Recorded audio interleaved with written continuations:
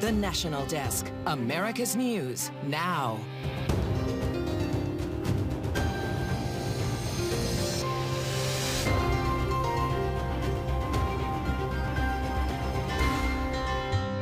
President Biden says he has a plan to ease the pain at the pump. Today, I'm authorizing the release of 1 million barrels per day for the next 6 months. Right now, the long-term effects of this unprecedented move and how it will impact your wallet. Plus, a school district selling students' information to a third-party vendor. The school district can say, oh, it's great for this reason or that, but listen to the parents. A crisis in the classroom investigation, why some say the district is putting profits over privacy. And new numbers show Americans are ready to move on from COVID-19. Tonight, a closer look at the push to get past the pandemic.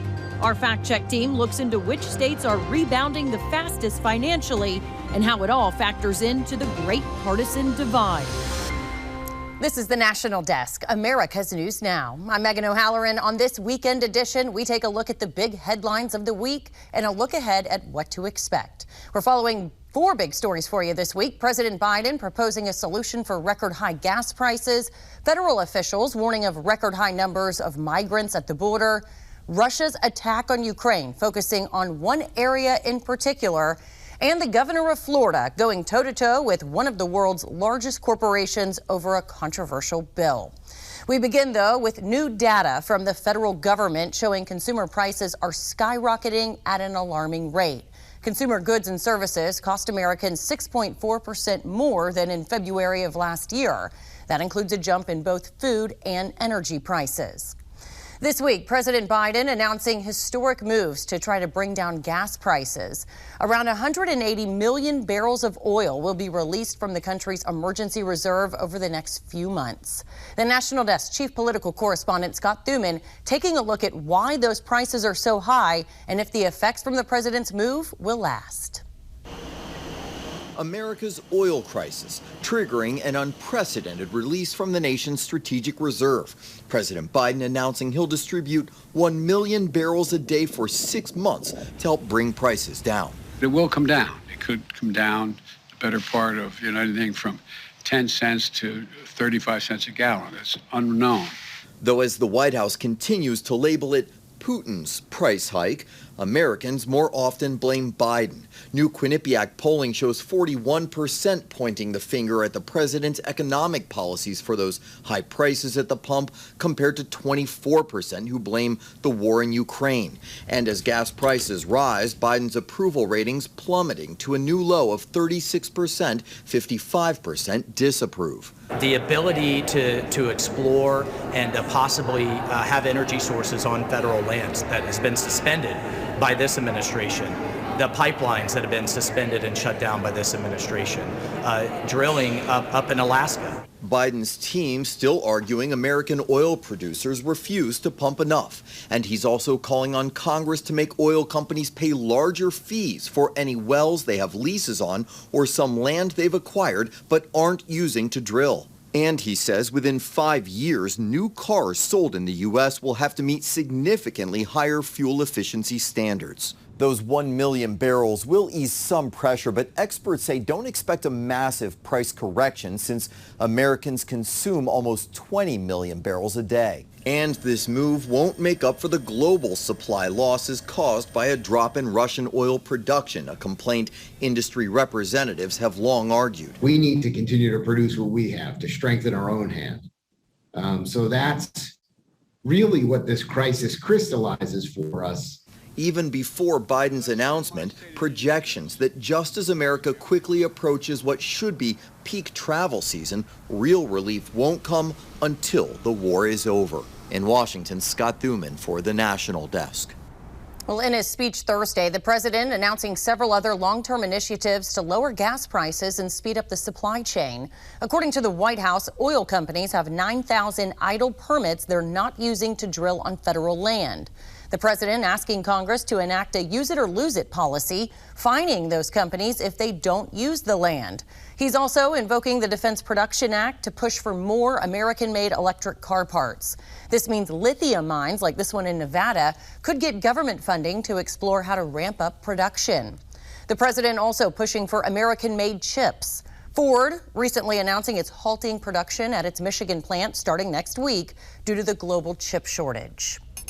And now we turn to Ukraine, where the country's officials say they've reclaimed territory from Russian forces.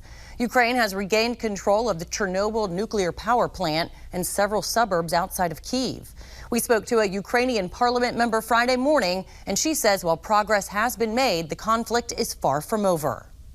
So the attacks on Kyiv continue, but they continue where we are weak, so from the air. This is why we have been continuously asking for Air Force protection, for the support from the air. Because on the ground, we are pushing them, we are fighting them, we are beating them hard. In the air, it's incredibly complicated for Ukrainian army to fight back because we don't have the necessary equipment for that. Peace talks between Russia and Ukraine are still underway. And the Pentagon doubling down, saying no Americans are in Ukraine training soldiers, and there's no training happening in Poland either. The U.S. has committed more than $2 billion in security assistance. The Pentagon says how, where, and when Ukrainians use the systems and weapons provided is up to them. Meantime, in Florida, the first lawsuits have been filed against the state's Parental Rights in Education Act, misleadingly dubbed the Don't Say Gay bill.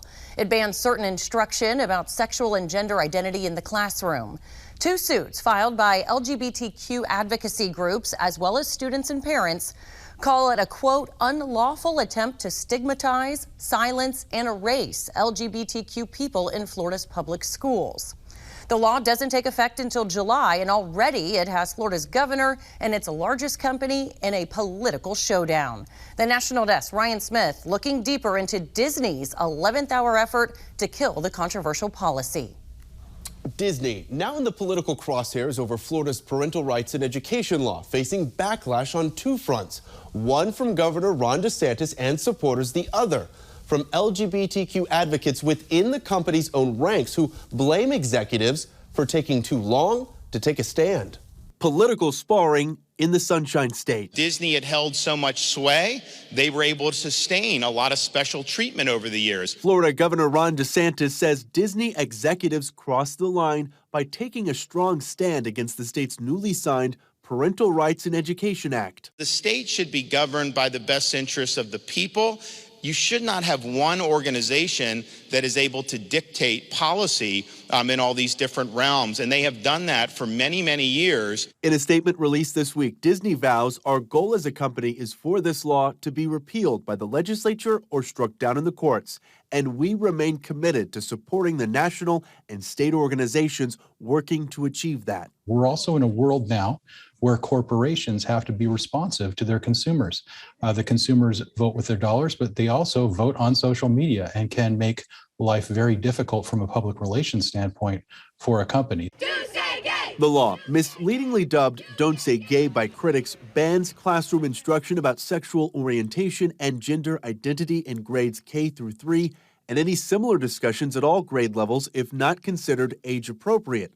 The intent of the bill is for parents to have those discussions with their children, not schools. A recent Politico Morning Consult poll finds 50% of U.S. voters support banning the teaching of sexual orientation and gender identity from kindergarten through 3rd grade, compared to 34% of those polled who oppose.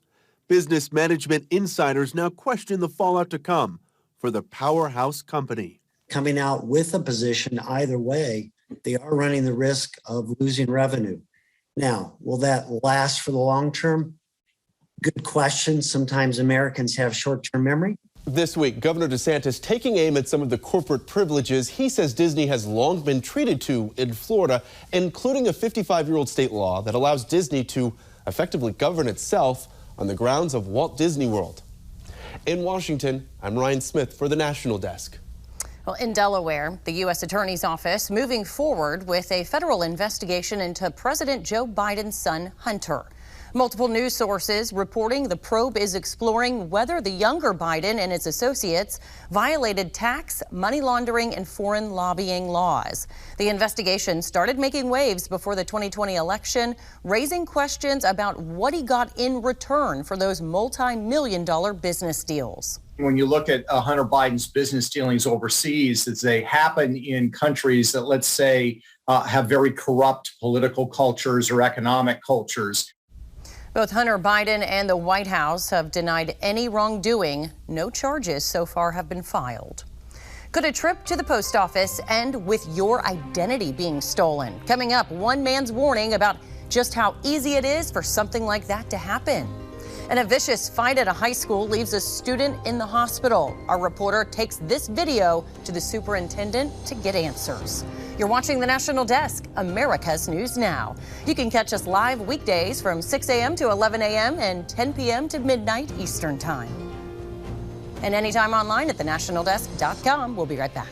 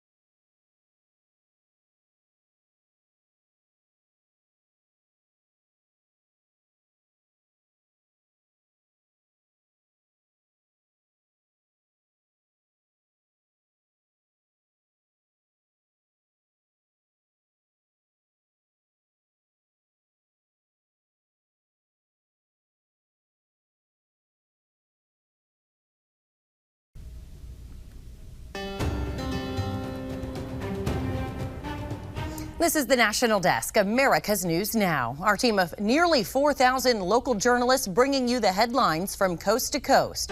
From Virginians adjusting to high gas prices to Ohio State providing good role models, we're taking the pulse of America, and we start with Rhode Island. A man there warning about a mail service that could put your identity at risk.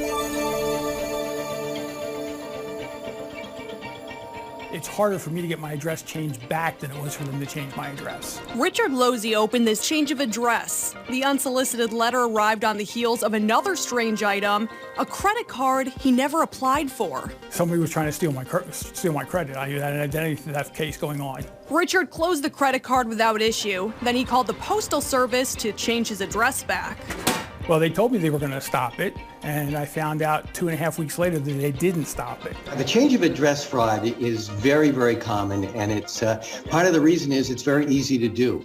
It's so easy, you could do it in person without any proof of identity, or through this online form with just a name, address, and credit card. One aspect of being able to do things online is they try to make it convenient for the customer. As for the Postal Service's security measures, they got a lot of work to do. The identity thief also targeted his retirement account. I'm upset that it happened. I don't blame the post office. It's not their fault, but I wish they would have helped more rectify the situation.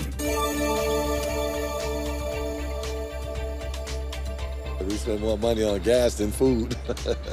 David Powell says to save money for gas, he's cutting back on leisure and entertainment. He's also trying to drive as little as possible. We basically just use the vehicles just for back and forth to work, and absolutely means what we need it for. Rashawn Shepard is cutting back on weekend activities. He also tries to carpool. I mean, the other things are necessities too, but it's like gas is, I feel like, one of the top importance right now. So it's just like, they know we have to have it. Jasmine Powell travels a lot for her son's basketball games. I just have to spend the money.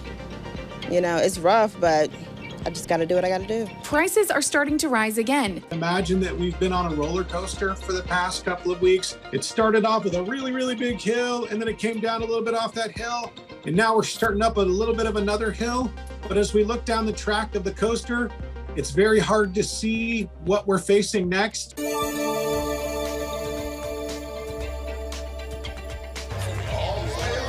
Guys with ties, mission might start with tying a tie.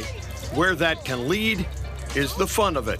We'll give them an opportunity to, see things that they want to accomplish one day. Obviously, with our Guys with Ties program, we teach, good things that we want to do in the community. And I think, just trying to find out how to introduce yourself, dress up in a shirt and tie with confidence, but also give our players at Ohio State an opportunity to reach out to young people. So trying to create that bridge, to where we can have, leaders in the community, and kids to kind of come together.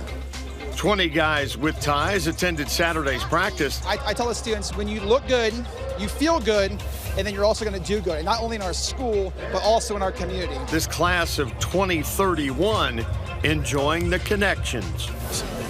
The guys with ties had a chance to mix with so many strong male role models. Because a lot of the kids don't have anything. They don't have any mentors, sometimes fathers, sometimes big brothers. So we have to, take that ownership of being that big brother to a lot of these young people. So I think it's really important and critical for our players to do that right now. The financial impact of the COVID-19 pandemic still being felt across the country. This week, our fact check team did some digging to find out how state economies have been recovering and whether their success can be sustained.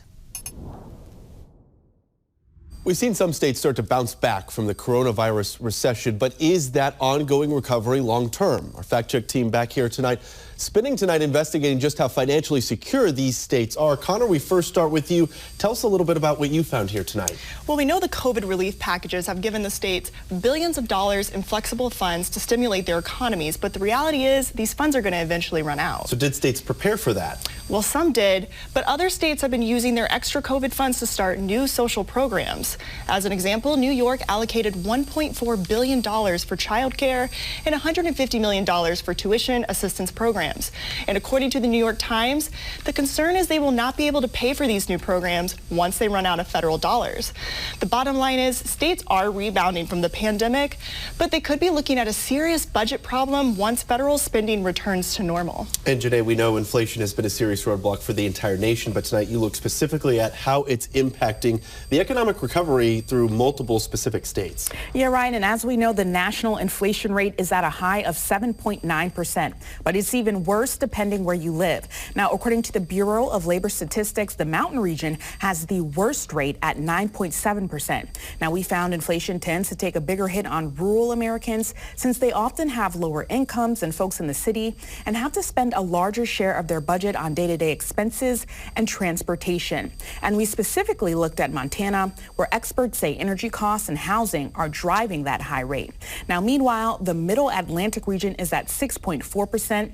That includes states like Maryland, where they're using their budget surplus of $7.5 billion for an emergency 30-day suspension of the state's gas tax. That's 37 cents per gallon, and that's to help with high gas prices. The bottom line is every state has a different set of issues and are turning to different solutions when it comes to their economic recovery. The fact check team will continue to follow developments on this and several other important issues. You can also read this story with links to where they found all their information tonight on our website right there, thenationaldesk.com.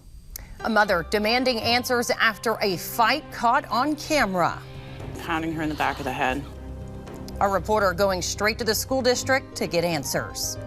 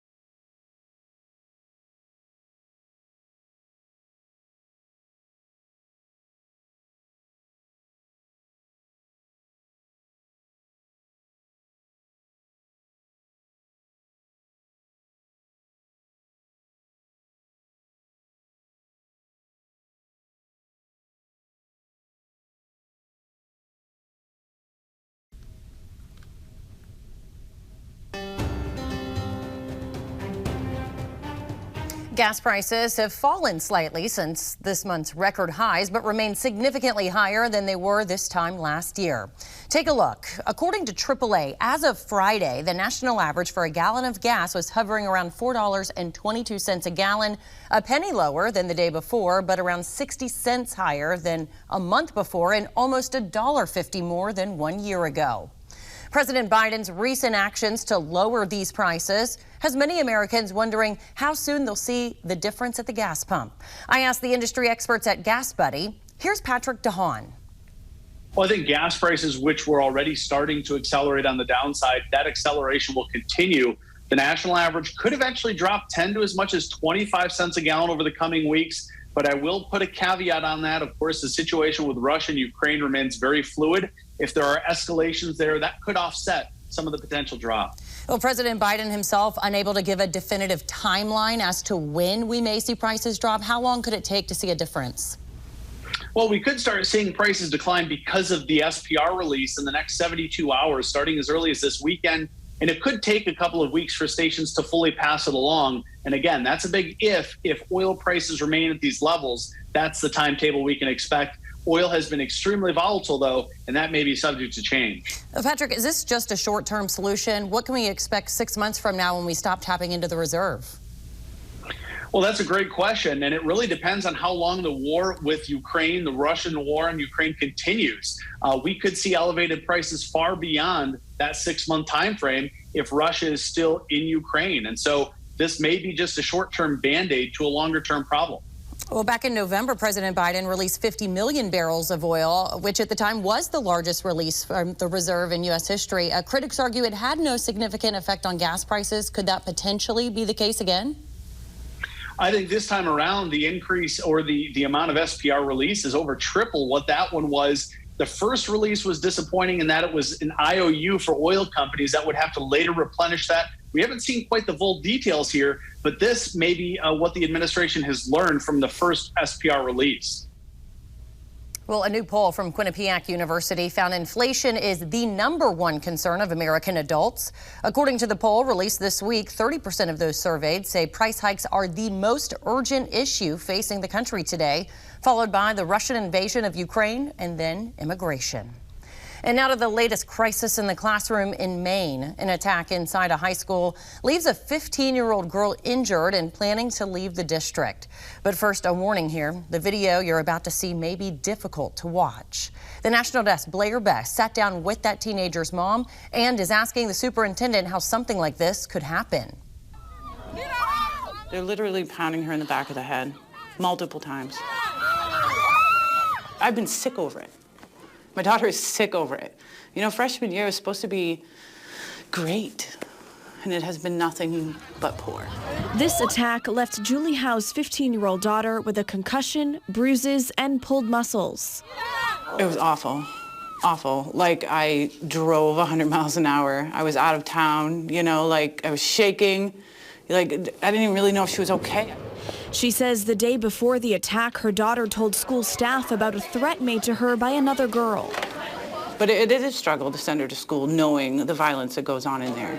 She says her daughter is afraid to return, so she's pulling her from the school. This is the line for me.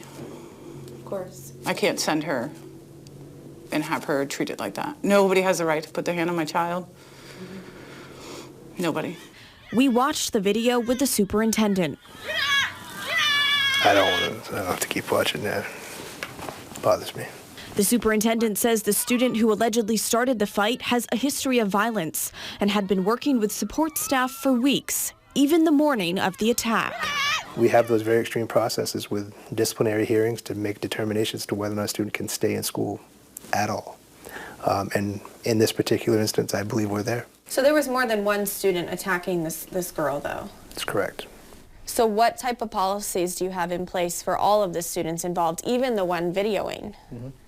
Yep, we take steps with all of them. The steps and the impacts will be different depending on the information that we have.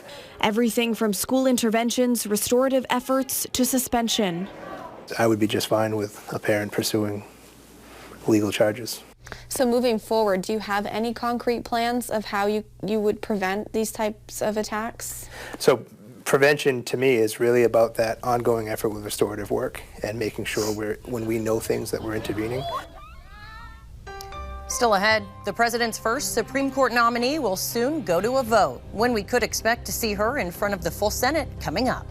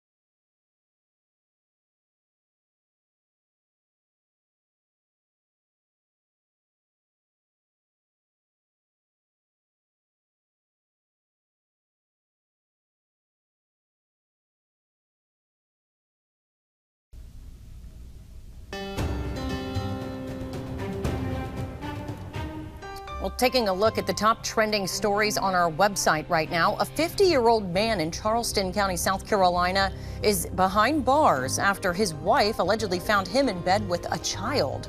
Anthony Furman is being held on a $30,000 bond. And a school district in Washington state getting backlash for an online handout given to elementary school students teaching them about gender identity. And Maryland State Senator Will Smith getting several nasty messages confusing him for actor Will Smith after the big moment at the Oscars with that slap. Read these stories and more right now at thenationaldesk.com. And looking ahead, the CEOs of several oil companies are expected on Capitol Hill. The heads of BP and Exxon are among those answering questions from the House Oversight Committee on the rise in gas prices. That hearing scheduled for Wednesday, April 6th. And Judge Ketanji Brown Jackson could go before the full Senate for a confirmation vote as early as Thursday. So far, the only GOP senator who's confirmed their vote for the Supreme Court nominee is Maine's Susan Collins. She's on track to be confirmed, with all Democrats expected to vote in her favor. Police called to private homes, all as a prank. The state cracking down on what's called swatting, the penalties pranksters could soon face. You're watching the National Desk, America's News Now. You can catch us live weekdays from 6 a.m. to 11 a.m. and 10 p.m. to midnight Eastern Time. We're back after this.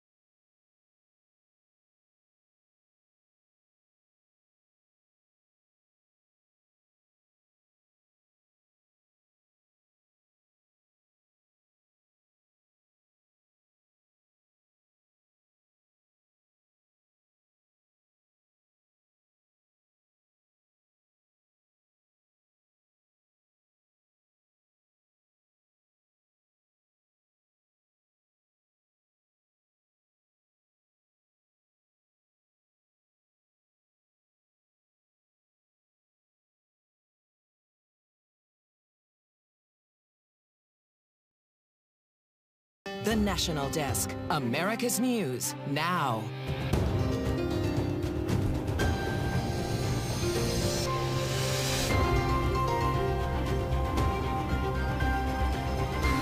Taking a look at a few of our top stories. The president announcing he'll release 1 million barrels of oil per day for the next 6 months to combat gas prices, which have reached record highs. And Ukrainian officials announcing they've taken back several areas, including suburbs right outside of Kyiv. U.S. officials warn a Russian retreat is not in progress as peace talks continue. And Florida Governor Ron DeSantis pushing back as Disney announces its opposition to the Parental Rights and Education bill. The first lawsuits against the policy were filed this week. And this week, President Biden revealing his plans for this year's budget, and it comes with a pretty hefty price tag. The $5.8 trillion plan proposes raising taxes by 20% for the wealthiest Americans and raising the corporate tax rate to 28% in order to pay for things like universal preschool, cancer research, and clean energy. He's also asking for more money for local police departments. It's another blow to his party's progressive members and the defund movement. The National Desk, Christine Frizzau, has details. You've likely seen the images and sounds on a TV screen near you. More shootings, stabbings, homicides. The numbers have spiked in big cities like Chicago and Seattle and Baltimore, but also in smaller ones like Rochester, New York, Dayton, Ohio, and Baton Rouge, Louisiana. President Biden's just released 2023 budget proposal focused in part, he says, on securing communities. The answer is not to defund our police departments. It's to fund our police and give them all the tools they need. With $17.4 billion set aside for law enforcement, a $1.7 billion increase. That includes $1.7 billion for the Bureau of Alcohol, Tobacco, and Firearms to crack down on gun trafficking and weapons tracing, and $30 billion in mandatory resources to support local law enforcement, crime prevention, and community violence intervention.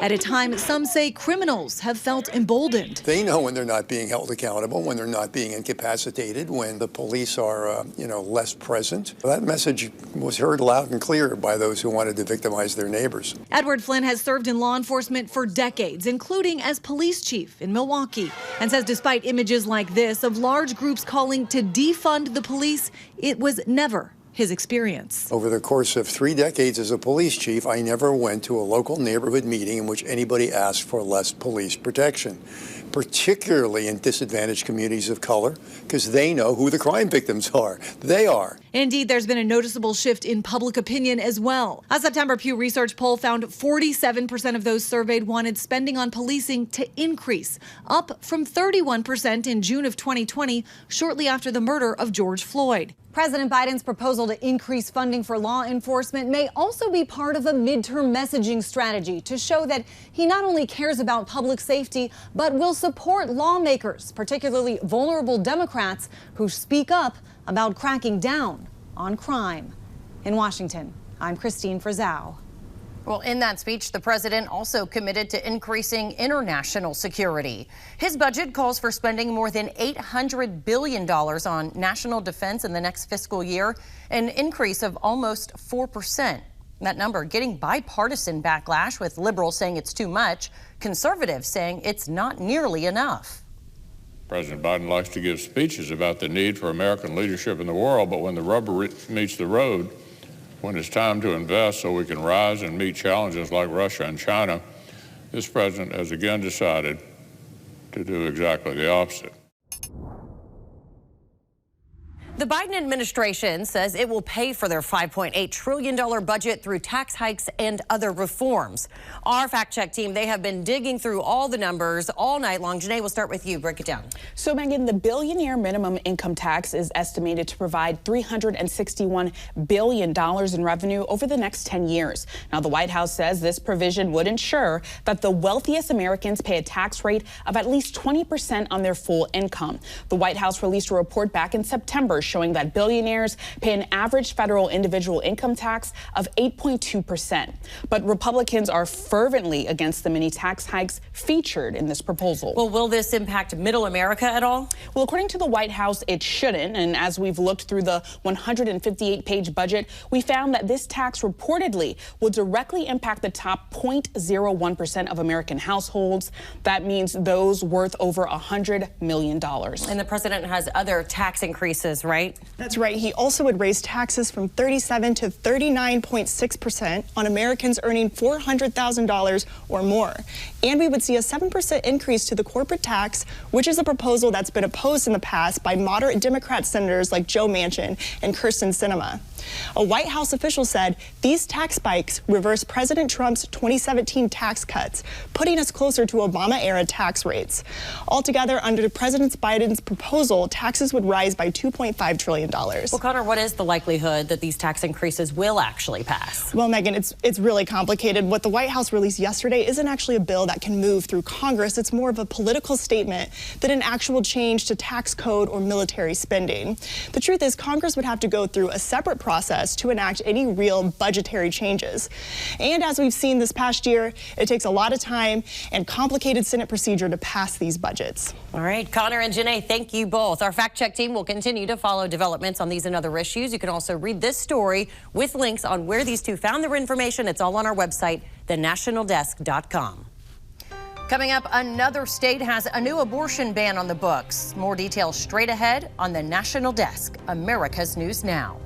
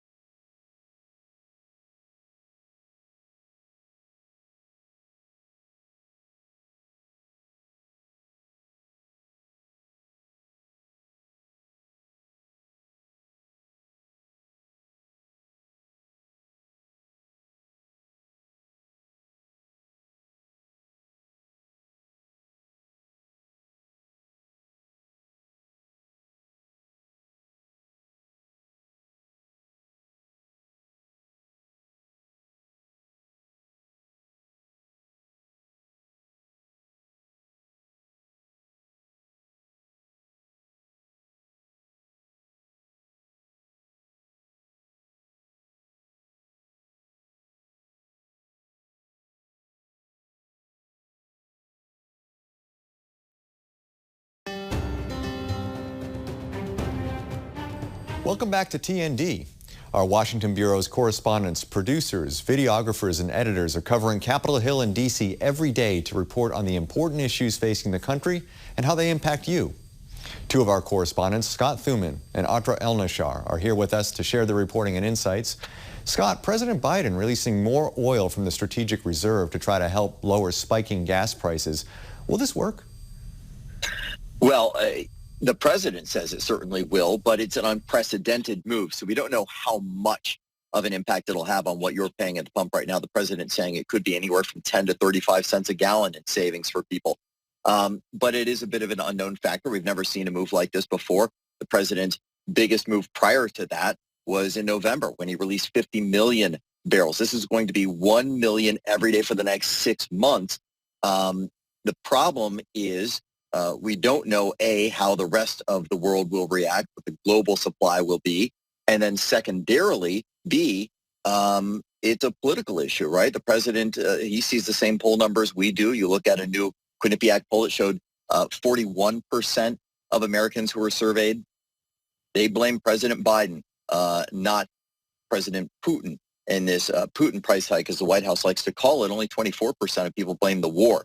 So he's in a bit of a tight spot here, and we're going to have to wait and see what kind of impact this has. Some people believe long-term it could be minimal. Remember, 1 million barrels a day, that's the proposal. Right now, the U.S. consumes about 20 million a day. And Atra, the word recession is being thrown around a lot more these days. Tell the folks at home what you've been hearing. Well, the question on every economist's mind right now is, can the Fed engineer a soft landing for the economy? Basically, can the Fed ease off of these emergency pandemic measures like near zero interest rates in a way that cools demand or brings down prices without overcorrecting, spooking the markets, telling businesses that they should dramatically slow down their productivity or growth, aka a recession. It's economists' jobs to worry, of course, but when it comes to odds of a recession, I'm typically hearing economists say the possibilities in the ballpark of 20% or 1 in 5, not non-existent, but still pretty low. And the answer is there is no clear answer right now, right? It's incredibly early. We just saw the Federal Reserve just begin their very first interest rate hikes. What we saw this morning in the unemployment report is that unemployment is continuing to steadily drop. So companies are still hiring in a very robust way. But on the other hand, we're seeing consumer sentiment or everyday people's confidence in their own finances and the economy in general start to soften slightly. So the next big indicator will be the Consumer Price Index or the inflation report that comes out April 12th. If we see that prices are continuing to rise as dramatically as they've been in recent months, that could be a sign to the Fed to step up their rate hikes more dramatically. But also, again, you got to be careful that you don't do it in a way that spooks the markets or causes a recession. And we're in the very opposite predicament that we're in now, where it's too much supply and not nearly enough demand. And Scott, amid all the economic worries here at home, the Russia-Ukraine conflict continues into week 6. What are you watching for in the coming days? Well, we'll be waiting to see if these peace negotiations or talks that have been underway, hosted in Turkey, are going to continue. You've had representatives from both Ukraine and Russia having these talks almost daily in this past week.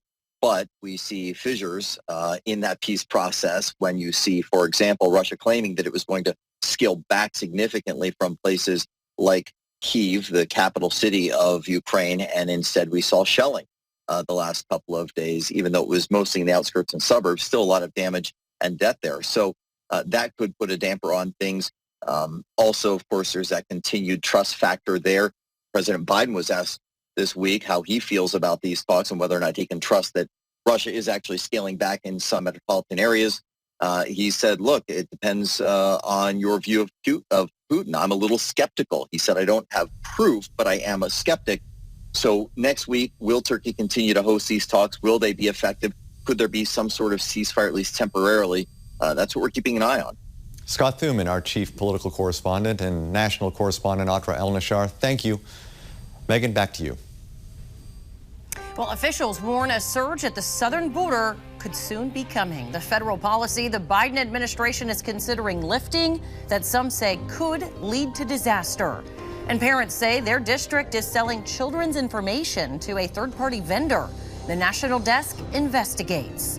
You're watching the National Desk, America's News Now. You can catch us live weekdays from 6 a.m. to 11 a.m. and 10 p.m. to midnight Eastern Time.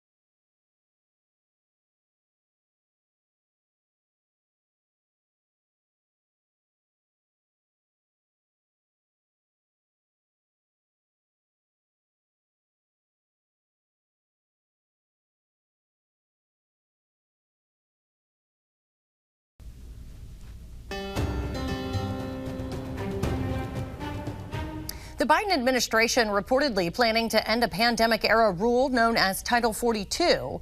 The public health policy denies most migrants the ability to seek asylum to stop the international spread of COVID-19. If Title 42 restrictions are lifted, the Department of Homeland Security estimates as many as 18,000 migrants per day could make their way to the southern border seeking entry into the United States. Well, this week, lawmakers from both sides of the aisle have warned against lifting the policy too quickly, saying it could have disastrous impacts on the country's immigration system. This week, our Jan Jeffcoat spoke to Texas Attorney General Ken Paxton about what he's expecting to see at the border in the coming weeks. We're already overwhelmed. The numbers are up threefold from when the Trump administration was there just a little over a year ago. And if you lift these restrictions, the numbers are expected to even double beyond that. So we're talking about 6 times more people crossing the border and coming into the country than we had before. There's really no way to prepare for that. We've already had the governor, the legislature fund more law enforcement along the border. We're trying to build this wall. But the reality is we need more time to build that wall. And we don't have enough people either on the federal side or the state side or the local side to stop what the Biden administration is about to allow to happen. So currently your state's dealing with the surge of migrants. So how are these small towns dealing with just basic needs that directly impacts their housing, transportation, and healthcare infrastructure systems? Look, they're overwhelmed. Some of these border towns, like when Del Rio, those people came across from Del Rio, there were 36,000 people in Del Rio. I think there were 18,000 people along the border. That like increases the size by 50%. They don't have the resources, whether it's food, water, whatever it is. The resources are not there for these small towns to deal with the millions of people that are crossing the border every year. So are you looking into some more legal challenges to keep Title 42 in place, or what's your next step? We already have a legal challenge related to Title 42. We have 9 legal challenges related to immigration against the Biden administration right now. The problem is they go slowly. You have, we'll win in district court. It gets appealed to the Court of Appeals. We've won in Court of Appeals. Then it goes to the U.S. Supreme Court. It usually takes a couple of years to get through the process. And the reality is Biden's been doing this very quickly, and he's been in office 15 months, and we're involved in that many cases, and I expect more, actually. There's been a lot of talk regarding the president's newly released budget over the past few days. He actually increased the budget for DHS by 5.4%. In fact, Secretary Mayorkas said this. He said, notably, the budget makes smart investments in technology to keep our borders secure and includes funding that will allow us to process asylum claims more efficiently as we build a safe, orderly, and humane immigration system. So is there anything specific you want to see these funds allocated to, Attorney General? How about actual border enforcement? That doesn't look like they're enforcing the border. It looks like they're just going to process people faster, which creates more incentive for more people to come across the border. So the reality is they're not following federal law. They're looking at federal law as if it's some type of guidance they don't have to follow. The reality is the president and his administration are obligated to follow federal law. That's what our lawsuits are all about. And he's looking at it as this guidance, and it looks like going forward, he just wants more money to allow him to get more people into the country.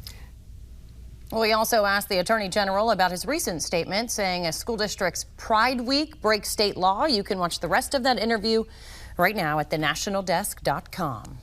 Also making headlines, Arizona's governor is the latest to take action against abortion. This week, Governor Doug Ducey signed a bill banning abortion after 15 weeks of pregnancy. According to the measure, doctors can only perform the procedure after 15 weeks if it's a medical emergency. There are no exceptions for rape or incest. Arizona just one of several Republican states looking to ban abortions at 15 weeks. Mississippi and Louisiana both passed bills, but they were blocked by the courts.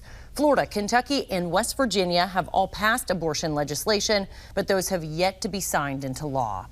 And more than a dozen states are looking to ban abortions even earlier, at 6 weeks, like the law in Texas. The Texas law relies on citizens to enforce the ban as a way of getting around court challenges to its constitutionality.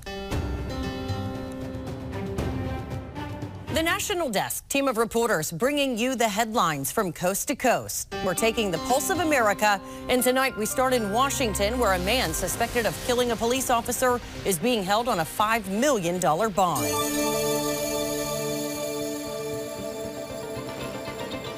An extremely high bail for 50-year-old Richard Rotter, $5 million, as he waits to be formally charged with first-degree murder and unlawful possession of a firearm. He sat hunched over next to his lawyer for the brief hearing yesterday. The probable cause documents revealing difficult details about what happened Friday afternoon. According to those court papers, Officer Dan Rocha responded to a Starbucks parking lot for an assault with a weapon call. Documents say cell phone video shows Rotter shooting Rocha at least twice while he was on the ground, then running over him. Police spotted Rotter's car, which then crashed, and he was arrested. Prosecutors say Rotter was already wanted on 2 warrants out of Benton County for domestic violence, assault, and hit and run. The Kennewick Police Department had also issued an officer safety alert for Rotter, meaning any officer confronting him should be on high alert. His criminal history includes more than 50 arrests, 18 felonies, and 6 prison terms. In Ohio, state lawmakers cracking down on pranksters. If passed, Senate Bill 292 would criminalize swatting. And that's when someone makes a prank call to emergency services in an attempt to generate a police response. Under Bill 292, swatting would be classified as a 3rd-degree felony or a 1st-degree felony if someone is hurt. The bill would also force the prankster to cover the cost of the response. This creates a specific criminal penalty for this behavior. Hopefully as a bigger deterrence to help slow these types of incidents down. The bill still in committee. And in Tennessee, the state is incentivizing retired teachers to return to the classroom as school staff shortages get worse. In a new bill passed by state lawmakers, teachers and bus drivers can come out of retirement without losing their pensions. Previously, school staff could only work 120 days after retiring or risk losing their benefits. Now they can work the entire year. In order to try to give some relief to our schools and most important, make sure our kids get the education that they need and deserve. The law would last until 2025 if the governor signs it into law. A school district contracting with a vendor with connections to Facebook's parent company. The Summit platform collects a huge amount of personal student data. The concerned student information is not being kept private. Right after this.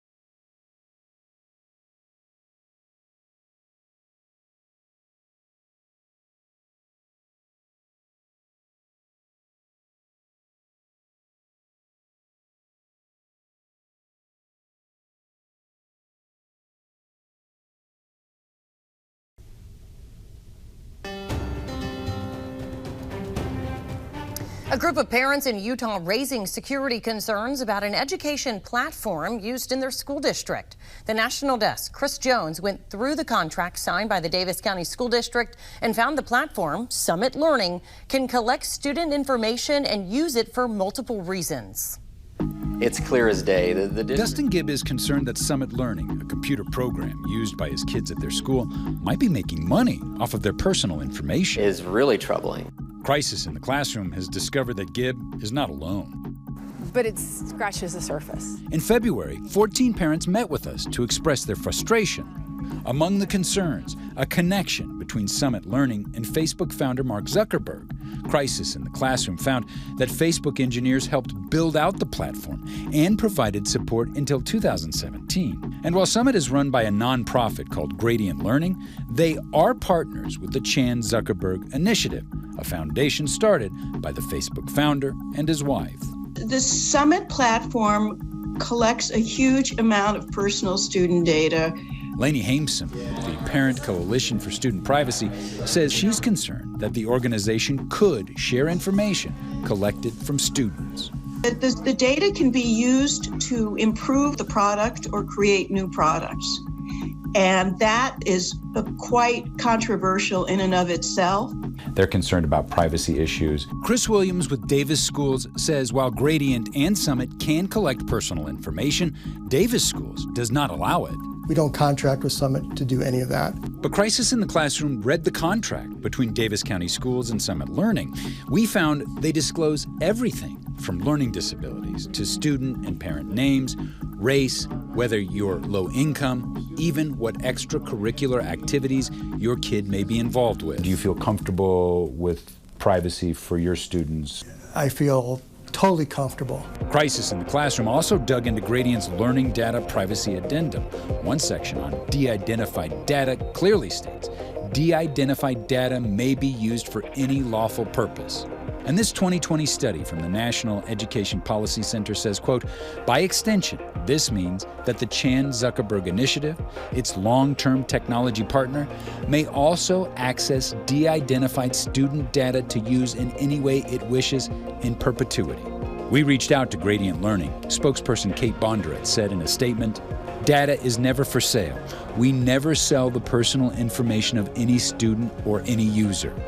She also pointed us to this 2019 privacy evaluation from Common Sense Education, which gives Summit Learning a 72, the highest score for security, and ranks them above other popular tools used in Utah schools. If we're ever prioritizing monetary gain. For Gibb, his concerns about Summit go beyond just cybersecurity, and he hopes that other parents' concerns will be taken seriously. The school district can say, oh, it's great for this reason or that, but listen to the parents. Guys, this has become such an issue that the Davis School District held a 3-hour meeting to address some of the concerns. Parents did not get to comment on it, and they tell me that they walked away from the meeting unsatisfied. Guys, back to you. That'll be all for us on the weekend edition of the National Desk, America's News Now. Don't forget, you can catch us live from 6 a.m. to 9 a.m. and 10 p.m. to midnight Eastern Time. Check your local listings. You can also watch us online and catch up with the latest headlines on thenationaldesk.com. Thank you for watching.